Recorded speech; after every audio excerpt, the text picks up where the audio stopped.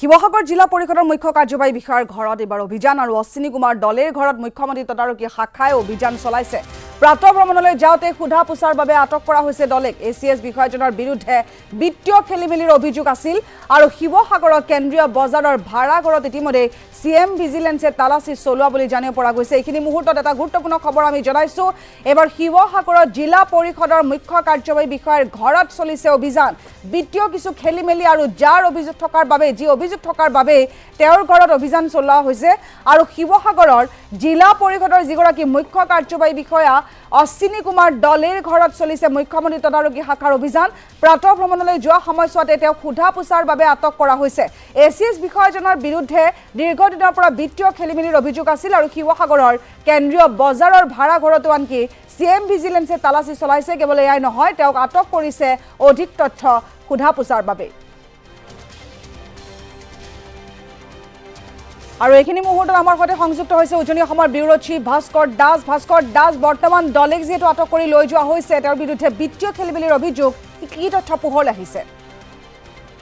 হয়, প্ৰথম কথা হ'ল আজি পুৱতি নিশা এটা চিএম ভিজিলেন্সৰ এটা টীম আহি ইতিমধ্যে শিৱসাগৰত বাহৰ পাতিছিল আৰু পুৱাৰ ভাগতে এই যিগৰাকী বিষয়া জিলা মুখ্য কাৰ্যবাহী বিষয়া, সেই কাৰ্যবাহী বিষয়াগৰাকী যেতিয়া প্ৰাতঃ ভ্ৰমণত গৈছিল, প্ৰাতঃ ভ্ৰমণৰ পৰা ঘূৰি অহাৰ সময়তেই তেওঁৰ যিটো চৰকাৰী আৱাস আছে, শিৱসাগৰ কেন্দ্ৰীয় বজাৰৰ সন্মুখত যিটো চৰকাৰী আৱাস আছে, সেই আৱাসৰ সন্মুখতেই ছজনীয়া মুখ্যমন্ত্ৰী বিশেষ তদাৰকী কোষৰ যিটো দল, সেই দলটোৱে প্ৰথমে তেওঁলোক সোধা পোছা কৰে। তেওঁ অশ্বিনী দলে হয় নহয়, প্ৰথমে তেওঁ কনফাৰ্ম কৰে। তেওঁ কনফাৰ্ম কৰাৰ পিছতে তেওঁৰ বাসগৃহৰ ভিতৰলৈ লৈ যায় আৰু লৈ যোৱাৰ পিছৰ পৰা এই পৰ্যন্ত সেই যিটো বিশেষ দল, মুখ্যমন্ত্ৰী তদাৰকী কোষৰ বিশেষ দল, সেই দলটোৱে চৰকাৰী যিটো আৱাসগৃহ, সেই আৱাসগৃহৰ ভিতৰতে তেওঁক সোধা পোছা কৰি আছে। আৰু যিহেতু তেওঁলোকে কোনো তথ্য আমাৰ সংবাদ মাধ্যমৰ আগত জনোৱা নাই আৰু এই মুহূৰ্তলৈকে তেওঁক গ্ৰেপ্তাৰ কৰিছে, ডিটেইন কৰিছে নাই বা তেওঁ কি ক্ষেত্ৰত তেওঁক আজি এই অভিযান চলাইছে, সেই ক্ষেত্ৰত কিন্তু এই মুহূৰ্তলৈকে সংবাদ মাধ্যমৰ আগত আমাক একো কথা জনোৱা নাই।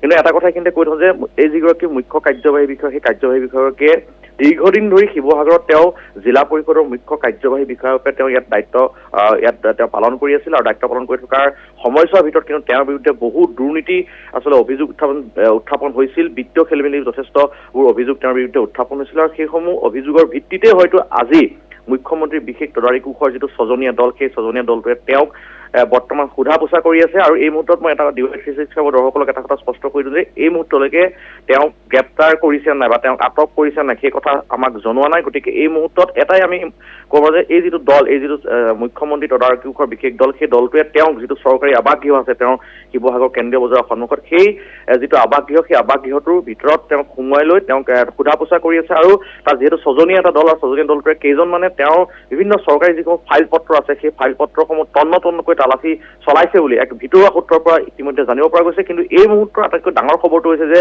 যি সময়ত মুখ্যমন্ত্ৰী আচলতে দুৰ্নীতিৰ বিৰুদ্ধে শূন্য সহনশীল নীতি তেওঁলোকৰ চৰকাৰৰ যিটো স্থিতি, সেই স্থিতিৰ সমান্তৰালকে আজি পুনৰ এজন এচিএছ বিষয়া তেওঁ দীৰ্ঘদিন ধৰি শিৱসাগৰ জিলা পৰিষদৰ মুখ্য কাৰ্যবাহী বিষয়া হিচাপে তেওঁ দায়িত্বভাৰ ইয়াত পালন কৰি আছিল আৰু সেই বিষয়াজন অশ্বিনী কুমাৰ দলে ইয়াৰ পূৰ্বেও জিলা পৰিষদৰ মুখ্য কাৰ্যবাহী হিচাপে দায়িত্বভাৰ পালন কৰাৰ পূৰ্বেও শিৱসাগৰত বহুবাৰ তেওঁ অতিৰিক্ত আয়ুক্ত হিচাপে ইয়াত আছিল।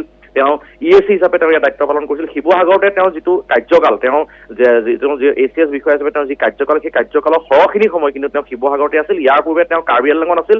কাৰ্বি আংলঙত থাকোঁতেও তেওঁৰ বিৰুদ্ধে দুৰ্নীতিৰ অনিয়মৰ এটা বৃহৎ অভিযোগ উত্থাপন হৈছিল আৰু সেই অভিযোগৰ তেওঁ এনকোৱাৰীৰ সন্মুখীন হৈছিল। তেওঁৰ বিৰুদ্ধে তদন্তৰ নিৰ্দেশ দিছিল এজন দণ্ডাধীশ পৰ্যায়ত তদন্ত দিছিল। সেই তদন্ত কি পৰ্যায়ত আছিল বা কি হ'লগৈ সেয়াও পাছৰ পৰ্যায়ত স্পষ্ট নহ'ল। কিন্তু এই মুহূৰ্তৰ ডাঙৰ খবৰটো হৈছে যে সেই একেজন অশ্বিনী কুমাৰ দলেৰ বিৰুদ্ধে পুনৰ আচলতে দুৰ্নীতি বা বিত্তীয় অনিয়মৰ অভিযোগ উঠিছে আৰু সেই এচিএছ বিষয়া যিগৰাকী অশ্বিনী কুমাৰ দলে, সেই অশ্বিনী কুমাৰ দলেক মুখ্যমন্ত্ৰী তদাৰকী শাখাৰ বিশেষ এটা দলে, ছজনীয়া এটা দলে তেওঁক বৰ্তমান সোধা পোছা অব্যাহত ৰাখিছে। তেওঁৰ যিটো চৰকাৰী আৱাস আছে শিৱসাগৰ কেন্দ্ৰীয় বজাৰৰ সন্মুখত, সেই আৱাসৰ ভিতৰতে তেওঁক বৰ্তমানলৈকে তেওঁক সোধা পোছা অব্যাহত ৰাখিছে। কিন্তু দলটোৱে সংবাদ মাধ্যমক কোনো কথা ইতিমধ্যে এই মুহূৰ্তলৈকে জনোৱা নাই। গতিকে হয় ভাস্কৰ, আমি পৰৱৰ্তী সময়ছোৱাত যদি আপোনাৰ হাতলৈ কিবা তেনেকুৱা তথ্য আহে নিশ্চিতভাৱে সংযুক্ত হ'ম। এইখিনি মুহূৰ্তত ধন্যবাদ জনাইছোঁ এগৰাকী ৰাজপত্ৰিত বিষয়া, যিগৰাকী বিষয়াৰ বিৰুদ্ধে বিত্তীয় খেলিমেলিৰ অভিযোগ আৰু সেইবাবেই সেইগৰাকী জিলা পৰিষদৰ কাৰ্যবাহী বিষয়াৰ ঘৰত লগতে তেওঁৰ ভাড়া ঘৰতো চলিছে অভিযান।